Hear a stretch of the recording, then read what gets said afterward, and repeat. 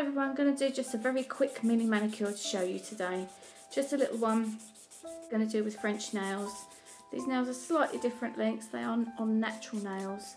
I just thought I'd show you a few little tips and tricks. This one here just needs a little bit of shaping.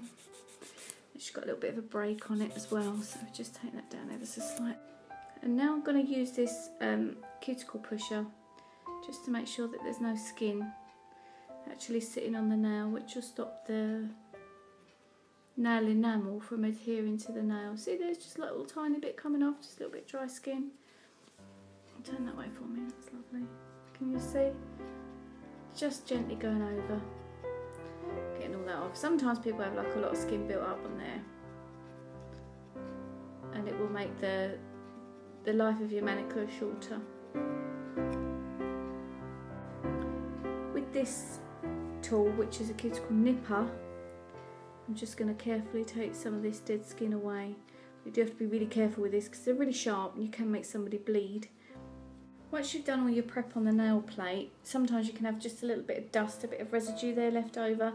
You just go over every single one of the nails with just a little bit of cotton wool soaked with some nail varnish remover, and it gets rid of all the dusty bits. This is especially important when you're obviously doing acrylics or anything like that, just to make sure there's no dust left on the nail. And also you want to give that just a little bit of time just to dry off. I'll start with this OPI product, which is a nail strengthener to go on the nail plate, and this is just a clear, like a base coat basically.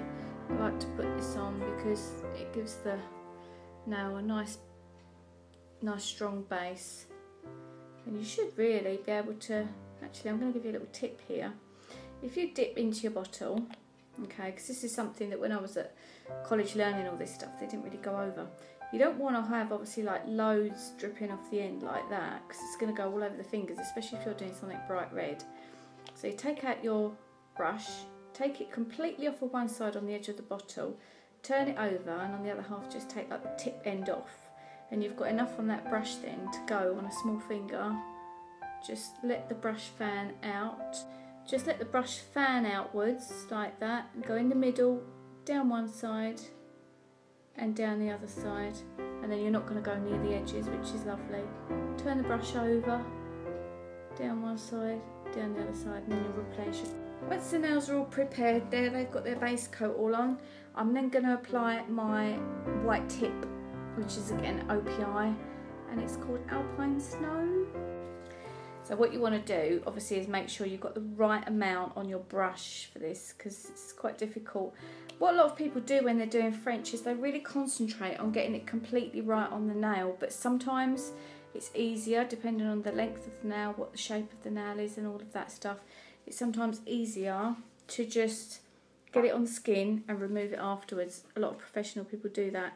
So I'm going to try my best to show you with this now. I need you to move your arm around for me, it's lovely. So if I can do it in one fell swoop, you can. Look at that on my brush, there's not quite enough on there. I'm going to just get a little bit more on there again. So you want to try and really do it in one.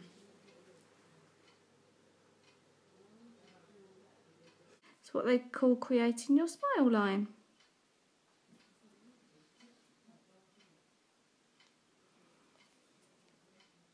Like that.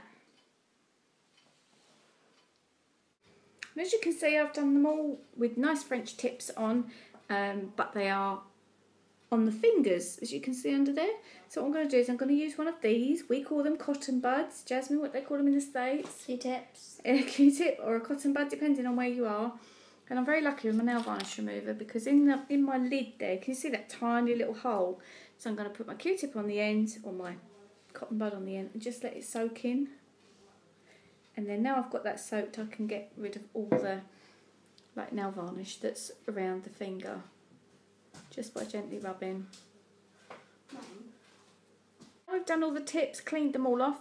There is an option to use this kind of colour, which, can you see that there? It's like a nude colour, I'd call it, and they call it So Many Clowns, So Little Time, which is really sweet. But we've decided in this occasion we're going to use a clear top coat like this one, which is called Start to Finish, and it's called Start to Finish on the bottom. Again, OPI, it's all OPI stuff here.